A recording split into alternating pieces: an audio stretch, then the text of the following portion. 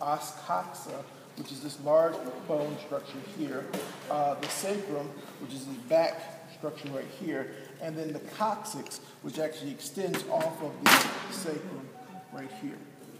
So that would be that. Now, I don't have any individual os coxa, and I'm sure that some of you actually do in your thing. So I'm gonna kind of work this out a little bit, and then I can separate this so we can see the os coxa individually, because this is how you're going to actually see it on your test. Now, the purpose of the os coxa is very similar to that of the scapula, which is to actually hold the extremity to that of the central structure within the skeletal system. So this is actually designed to hold the legs to that of the sacrum here. Okay? Now, I'm going to come back and I'm going to talk about the sacrum a little bit later on, but I'm going to start off with the os coxa first off. The os coxa can actually be separated into three regions: an ilium, an ischium, and a pubis. Anything associated with the ilium is called iliac. Anything associated with the ischium is called ischial. And anything associated with the pubis is called pubic. Now, the top area here, this upper region here, this is the ilium. The front area here is the pubis, and this back area back here is the ischium. Okay? That was good so far? All right.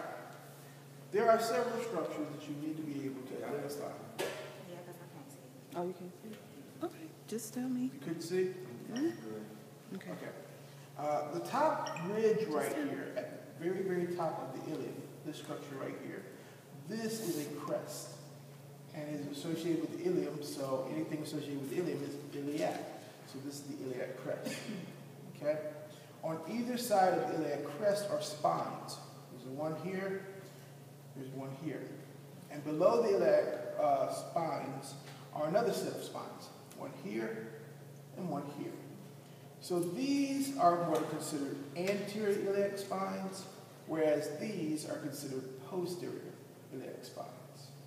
So on both sides? Yeah, there's two on either side. Okay? These right here are considered the anterior because on the pelvic girdle, as this kind of turns this way, like that, you'll see it more towards the front. And that's why these are the anterior. Okay? And these are the posterior. So you have to, of course, distinguish the anterior iliac spines from the posterior, but then you also have to distinguish the one above from the one below. So this, of course, is the anterior superior, whereas this one is the anterior inferior. Okay? Posterior superior, posterior inferior. Okay? And these are still, of course, iliac spines. You all good so far? There's a depression on the ilium right here. It's a shallow depression in the bone. This shallow depression in the bone, by definition, is a fossa. So this is a fossa on the ilium, so it is called the iliac fossa.